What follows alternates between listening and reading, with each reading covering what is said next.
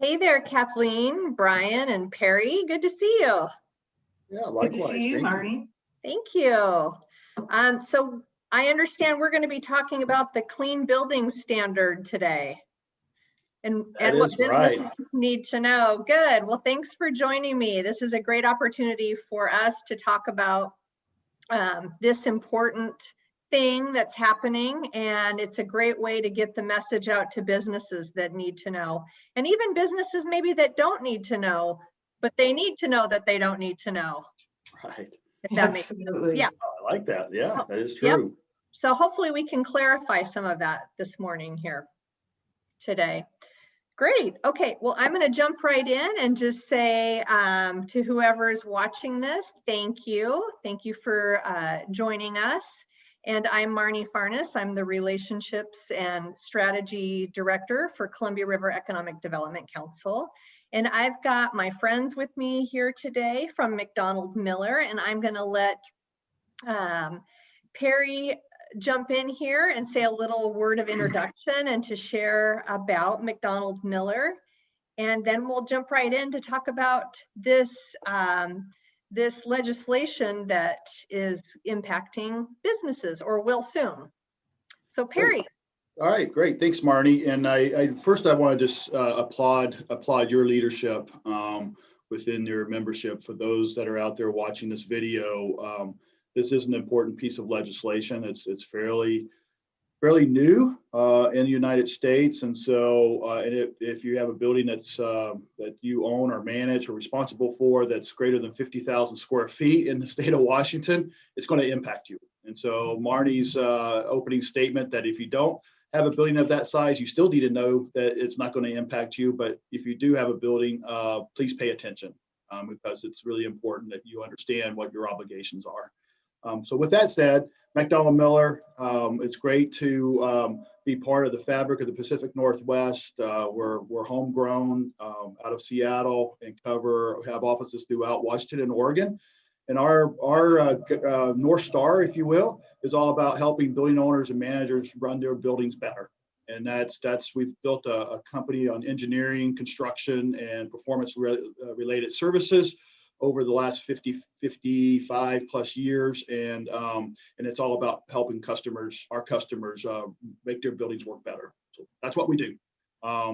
So with me today, I'm Perry England, Vice President of MacDonald-Miller for our Building Performance Group, and my colleagues here that are joining me are Brian Hansen. Brian is responsible for all of our project development and energy engineering related type services. So he has a professional staff of folks that know buildings and know how to make them work better. Also joining me is Kathleen.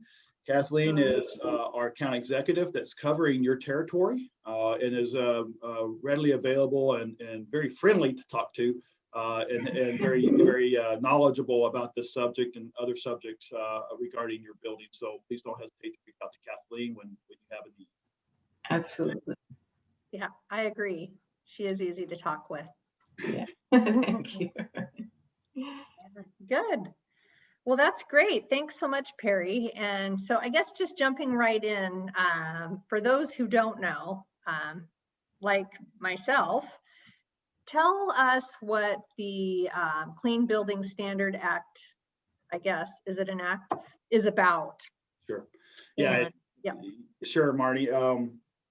Really what's really at the core of the law, and if those that are inquisitive that want to know where to go search the Washington Administrative Code, oftentimes referred to as the WAC, you can go and look at 197-50, I believe, right, Marnie?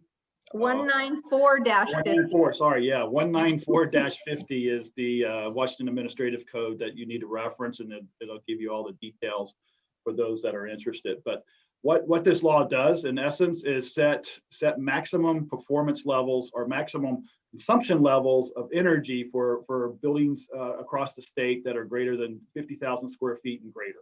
Mm-hmm. And so, as I said in my opening remarks, if you have one of those assets, then pay attention because it's going to affect you. And when I say maximum amount of energy consumed, that's on an annualized basis, and it's calculated based on a square footage basis. So very similar to your miles per gallon. However, in your miles per gallon, on your car, you want the number to be as large as possible, so you got the greatest fuel efficiency for the miles driven. But in this case, the energy use intensity, as what the defined term is you want the energy use intensity as low as possible, so it's actually more like your golf score. You want to have the lowest golf score to win the competition, and that's essentially what the energy use intensity does. And the state has gone through a very thorough process to set those targets for all building types, 113 of those building types across the state. So more than likely, you got a building type and you've got an energy performance target that you need to be mindful of. Good to know. So quick question. Are there certain types of buildings or businesses that are exempt? Very few. The state was very thorough and comprehensive in their writing of the legislation. So Gotcha. The few properties that are, or few building types that are exempt, agriculture is one of those. The other one is if your building is in receivership. So it's going through some type of bankruptcy, or the last piece for the most part is if you don't have 12 continuous months of energy data. So in other words, it's a new building, so it just came online, and you still have months to go before you have 12 continuous months of energy data, or you had some kind of catastrophic event where the building went cold or had a major vacancy. Where your building was less than 50% occupied. Those are some of the exceptions, but for the most part, if you own a building 50,000 square feet and larger, you're covered. And I think we talked about this yesterday when we chatted. If there's residential in the building at all, how does that impact? Yeah, so Brian, you want to take that question? That's a good one for you because you're doing it day in, day out. Yeah, so that is a good question. So yeah, residential is not in this. It's for commercial buildings. So that applies to almost every other building other than residential. And one of the other ones that are exempt are tribes. So if your building is owned by a tribe or federal, those are the other two exemptions. Oh, that's a good point. Yes, thank you, Brian. Yeah, and so like mixed use buildings. So like if it's, let's say you have a building wherever downtown, and it's, you've got apartments up on top that are residential, and then some shops or whatnot down below. What about those? Yeah, so that's also, you'll run into that quite often. So if you're residential, you subtract that out of your square footage. If your commercial is still 50,000 square feet or above, you just break those out, and it gets a little bit more complicated, but we're here to help you do that. Okay, perfect. That's good to know. And so what's the timing on all of this?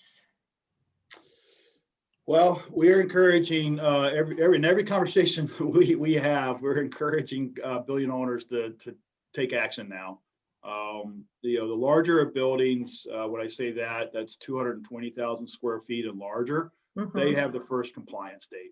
And that's in not till June of 2026.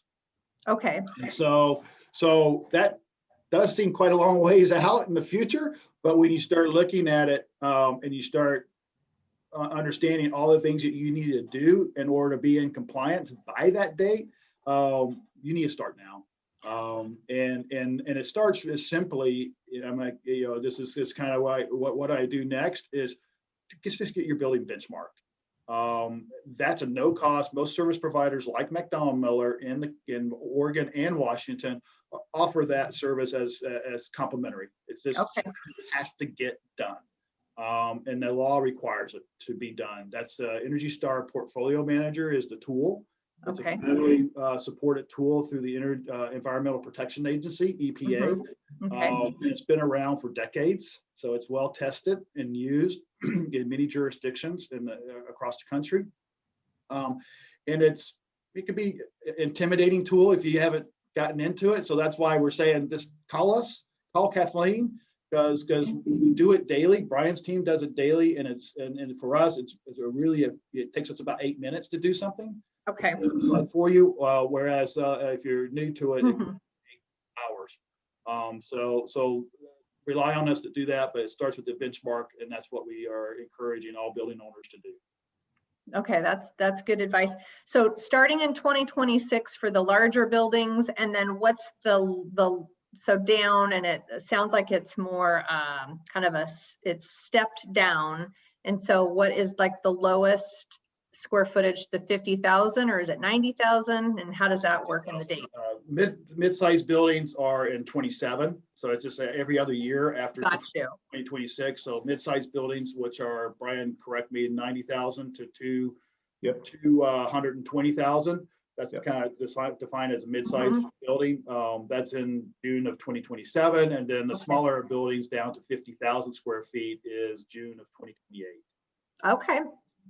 And then what are some of the things that a building owner might need to change in order to be compliant? What are some examples of some common? I'm going to defer to Brian on that, because there's some pretty common things that we are seeing. So I'll let Brian speak to those. Okay. Yeah, so we are seeing quite a few things such as low cost, no cost, where you go through and actually schedule your building to only operate when it's occupied. Lighting, going from T8s or maybe even T12s back to LEDs. That has a fairly good one, as well as control upgrades. There's a lot of old controls out there that just aren't performing the way they should, and you get a pretty good bang for the buck on that. Yeah.